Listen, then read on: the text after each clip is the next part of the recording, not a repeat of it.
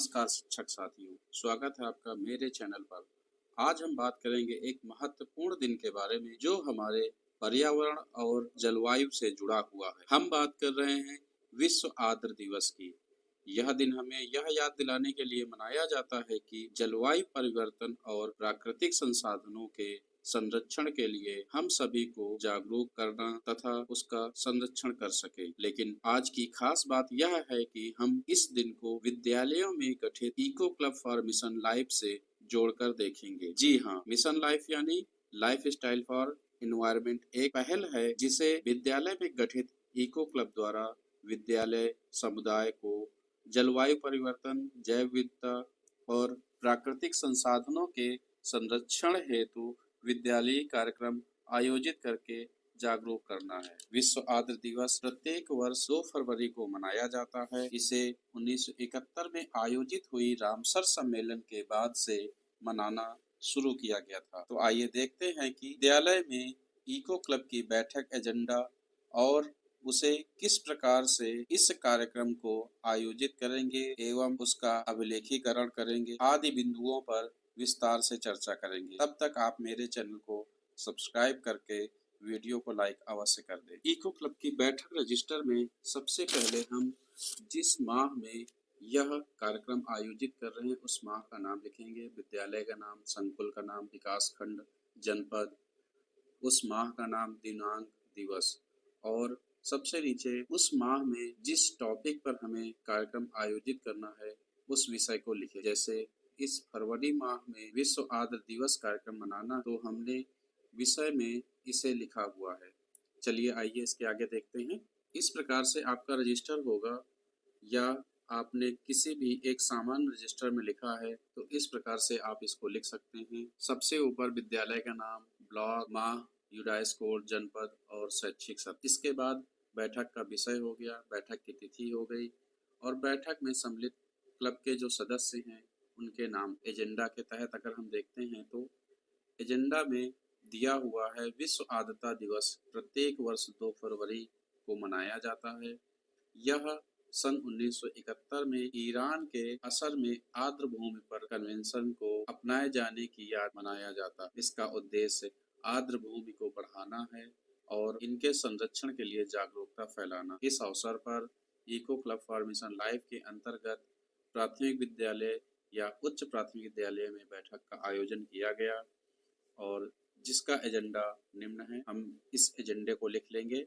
यहाँ पर हमारे 4 एजेंडे दिए गए, इनको लिखेंगे। अब हम काव्यवृत्त पर आते हैं तो इसमें इसमें देखते हैं कि 2 फरवरी को विश्व आर्द्रता दिवस मनाए जाने हेतु eco club for mission life की मासिक कार्य योजना में दिशा निर्देश दिए गए हैं। तत्क्रम में विद्यालय क्लब द्वारा 3 फरवरी 2025, क्योंकि 2 फरवरी को रविवार का अवकाश था, इसीलिए 3 फरवरी को बैठक का आयोजन किया गया।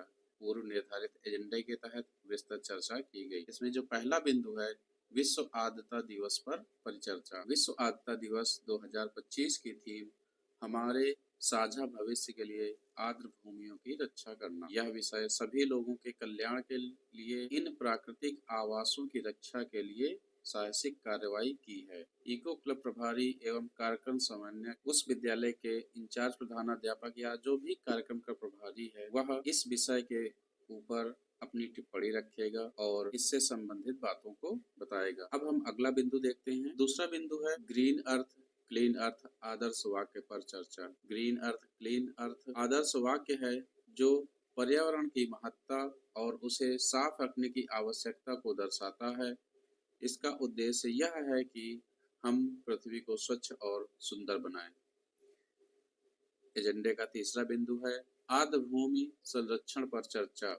आर्द्र भूमि नदियों, झीलों, दलदलों एवं मैंग्रोव के जंगलों जैसी जगहों पर पाई जाती है जो पानी से आच्छादित रहती है। इनका पारिस्थितिक तंत्र में विशेष स्थान है और ये जैव विविधता, जलवायु नियमन और जल संसाधन प्रबंधन में महत्वपूर्ण भूमिका निभाती है। इस प्रकार हम बातचीत कर सकते हैं। अगला बिंदु है विद्यालयों में या विद्यालय में आर्द्र भूमि हेतु किए जाने वाले प्रयास पर चर्चा, यानी कि आपके विद्यालय में इससे संबंधित क्या क्या चर्चाएं या क्या क्या प्रयास किए जा सकते हैं या आप प्रयास कर रहे हैं, उससे संबंधित इसमें लिखा जाएगा। विद्यालय परिसर में इको क्लब द्वारा विभिन्न प्रकाश किए गए हैं तथा आने वाले सप्ताह में थीम से संबंधित क्रियाकलाप किए जाएंगे, जैसे वृक्षारोपण, जल संचयन प्रणाली, समुदाय जागरूकता अभियान, कचरे एवं प्रदूषण को कम करने के लिए कक्षा कक्ष में स्वच्छता अभियान चलाना आदि। इन प्रयासों से विद्यालयों में आर्द्र भूमि के महत्व को समझने में मदद मिल सकती है। या आप सभी बच्चों को अपने आसपास पड़ोस में तालाब या अन्य प्रकार के झीलों को दिखाकर इसके महत्व को या उपयोगिता को समझा सकते। उपर्युक्त बिंदुओं पर चर्चा के पश्चात सभी से शपथ दिलाया गया कि पर्यावरण संरक्षण में अपना सहभागिता अवश्य देंगे। इको क्लब प्रभारी द्वारा पुनः आर्द्र भूमि पर संक्षेप टिप्पणी कर बैठक समापन की घोषणा की और सूक्ष्म जलपान कराया। अब आगामी जो साप्ताहिक कार्यक्रम है उसको देख लेते हैं। आगामी 8 फरवरी को हम वृक्षारोपण कराएंगे, 15 फरवरी को जल संचयन से संबंधित क्रियाकलाप कराएंगे और 22 फरवरी को समुदाय जागरूकता से संबंधित हम या तो रैली निकाल सकते हैं या तो अभिभावकों के साथ बैठक कर सकते। इस प्रकार से हमारी यह बैठक समाप्त होती है। दोस्तों, आर्द्र भूमियां हमारी पारिस्थितिकी तंत्र का अहम हिस्सा हैं। उनका संरक्षण न केवल हमारे लिए बल्कि आने वाली पीढ़ियों के लिए भी जरूरी है। तो आइए हम सभी मिलकर अपने पर्यावरण को बचाने के लिए कदम उठाएं और विश्व आर्द्र दिवस को एक प्रेरणा दिवस के रूप में मनाएं।